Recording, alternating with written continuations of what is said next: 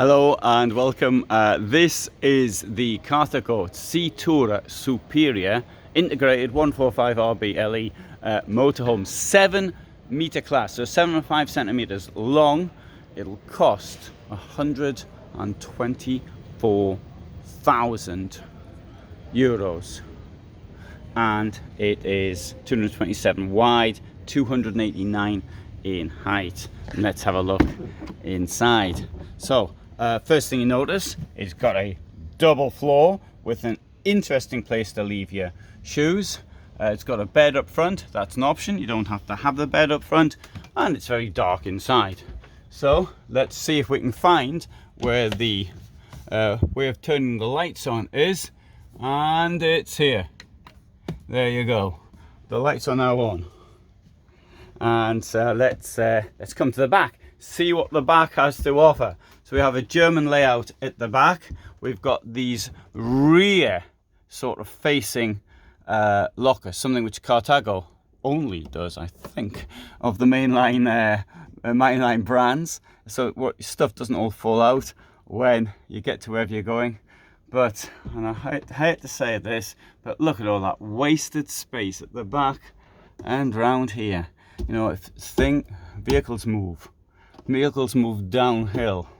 And even something as super stable as this, things are going to fall out.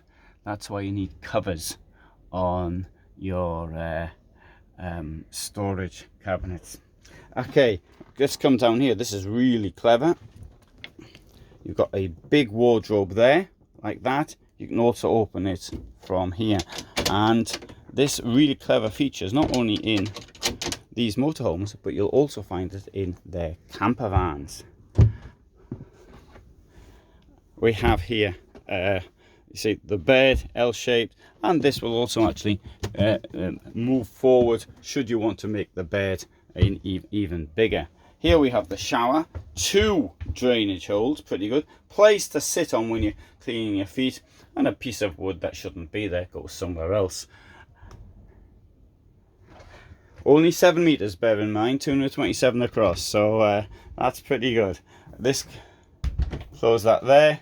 You've got this enormous toilet, and I'd have to say that this now has created in here and out there a dressing room, because you can have your clothing down here. This will also lift up like that, and you can get dressed in this spot. Can I call this a dressing room because there's no wood drawers in here? Yes, I think I can, because you have to keep your socks and other things and up there. Kitchen, quite standard car. It's got 3 burners, sink, and storage under here there.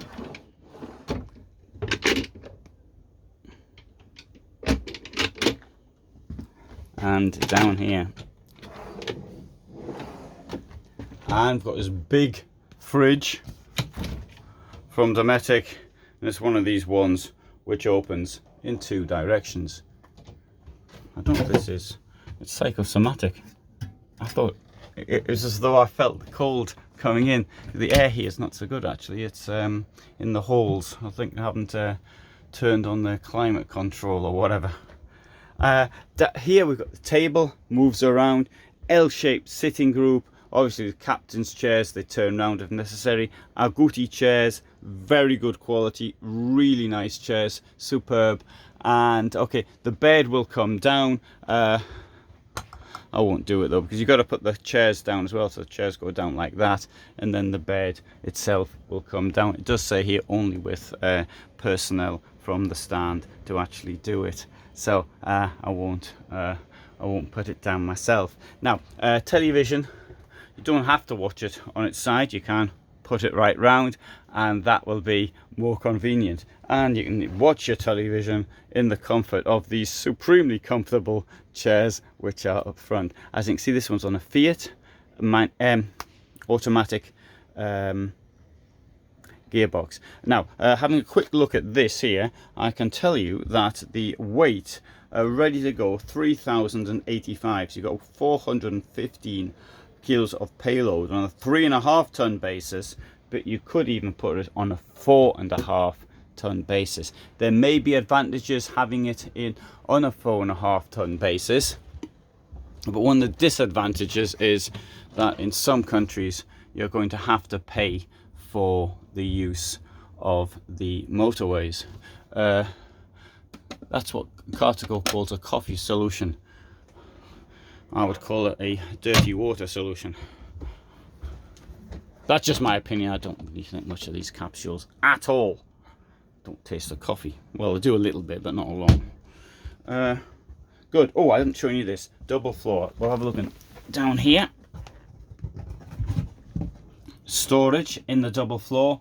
I'm now living in a vehicle with a double floor, and the difference is it's night and day. It's enormous.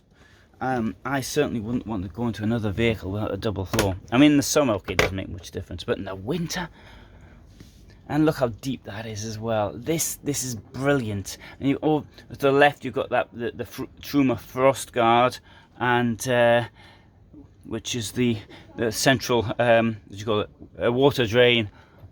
And that's immediately as you come into the vehicle. Door with a window in. I think that's one of these wider doors, I'm not certain. 2 locks, one here and one there. There's also an option of a third lock, making it even more secure. Storage under there, but what is also all of this space in the back, you've got 250 kilos in there. 7-meter motorhome, 705 centimeters. Okay, to me that is something which is quite outstanding.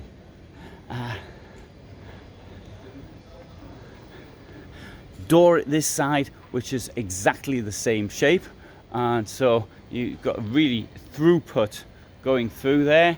You can see here where the gas goes. That's easy access, but if you can, I really strongly suggest getting a refillable solution. And if I come down here, we've got a very good idea of the size and scope of that double floor, which does make all that difference. That is the storage we saw earlier, and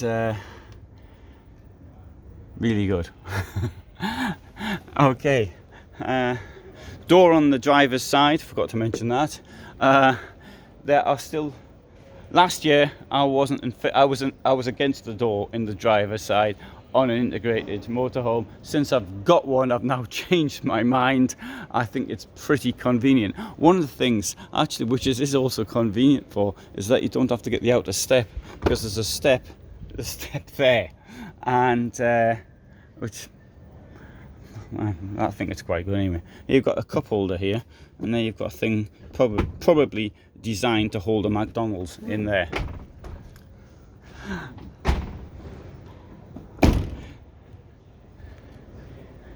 So there you go, integrated vehicle, and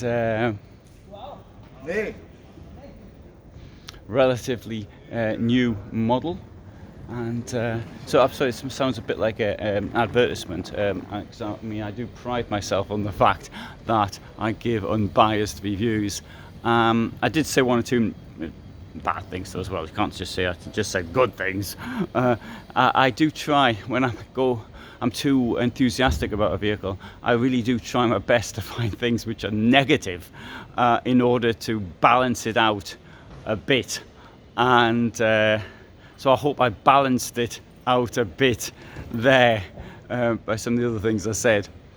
There was one, my favourite van is actually a Carthago model, and I posted it last year. It was my birthday. I posted it on as well, which was a little bit of a in joke. And somebody said it, because I was trying to point out the negatives, if that's what you'd say about your favourite van, I'd hate to hear what you say about something you don't like. This is about being unbiased. I'm not paid by any motorhome company. No one's paying me to do videos for them.